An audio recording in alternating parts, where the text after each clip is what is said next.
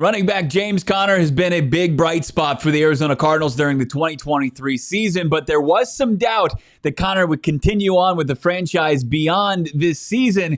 What's his future in the desert? I'll tell you this right now.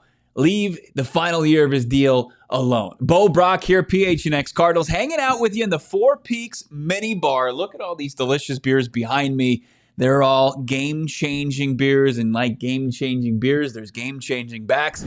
That's exactly what James Conner has been this season for the Arizona Cardinals. But a team in the midst of a rebuild. They've been shedding contracts, high-price veterans throughout the 2023 offseason and during the regular season. We've seen many names like DeAndre Hopkins exit this organization. Most recently, tight end Zach Ertz.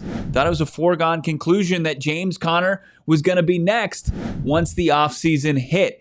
Conner going to be 29 in 2024. He's going to have close to about $8.5 million cap hit for the upcoming season in the final year of a 3-year, $21 million deal. And of course, with James Conner, are the injuries. Already missed 4 games this season on injured reserve with a knee injury.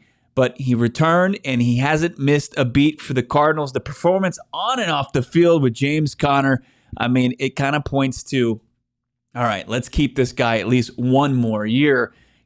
He's aging like a fine wine. Here's a guy that's got over 600 yards on the ground for the Cardinals, leading the charge, helping them in this brand new offense under Drew Petzing, really established the run and helped a guy like Joshua Dobbs when he was trying to acclimate to this offense. And now you're seeing help Kyler Murray off his knee injury get up to speed in this new offense by being that feature back that he needs. 631 rush yards. He's going to approach for the third straight season 1,000 scrimmage yards.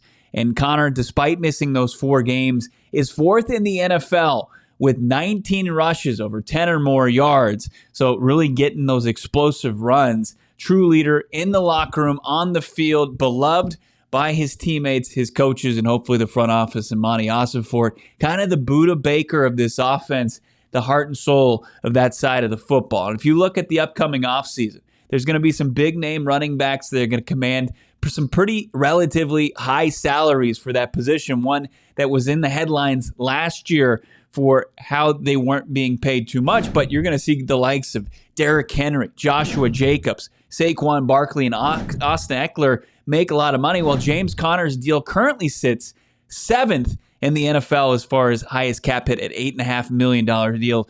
Don't touch his deal. Let him play it out in the final season of that 3-year, $21 million contract. Cardinals going into the 2024 offseason, after shedding some of those bigger deals in D-Hop and Ertz, they already have around $70 million in cap space. And that includes Conner's deal and, of course, the big money extension for Kyler Murray that's going to kick in. It's going to cost them about $50 million in cap space. So what do the Cardinals do if they have the status quo or stay the status quo with James Conner as their RB1? Well, I don't think they stay put at running back. They do have Michael Carter, who's going to be under contract through 2024. Could be a good change of pace back, third down back. And I think undrafted rookie free agent Amari Dermacado, who's been really a nice add to the Cardinals post-draft this season, has been solid in pass pro and passing situations as well, and could vie for a spot on next season's roster. But I think you're in a great prime spot to draft Conner's successor while he's in-house and under contract in the form of a day 2 or day 3 pick for the Arizona Cardinals. You got Michigan's Blake Corum. You got Trey Benson out of Florida State, and even Jonathan Brooks out of Texas. I know he just suffered a knee injury that might keep him out of the bulk of the 2024 season, but with having Conner in-house, gives you a luxury to wait on a prospect like that coming out of Texas. So James Conner seems like the easy solution with him is keep him in-house on the roster beyond this season, and on his current deal, don't touch the deal for James Conner. What do you think? Well, of course, subscribe to this channel, PHNX Sports, like this video, and then leave a comment on what you think the Cardinals should do with James Conner in the running back position beyond this season.